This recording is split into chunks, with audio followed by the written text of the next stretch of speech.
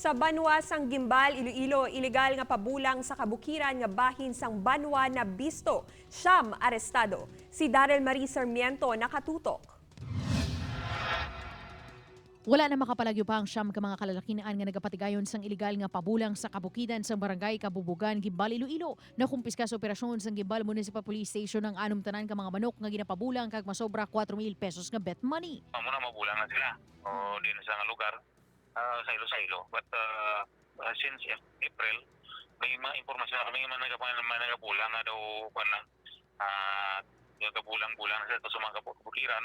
Suno sa kapulisan masami madasig nga makapalagyo ang mga nagapabulang apang tungod man sa ilang may idid nga monitoring tigayon gid nga nadakpan ang mga sospetsado. O dili lang namon na nga daw mapansa nasikop sila kay amukon sa katalunan magpadulong tong pulis dakop makita nila dayon mo.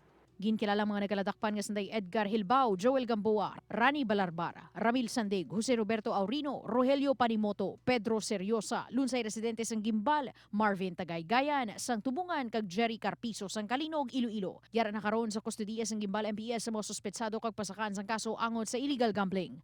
Upod kay Hans Desierto, Daryl Marie Sarmiento, One Western Visayas.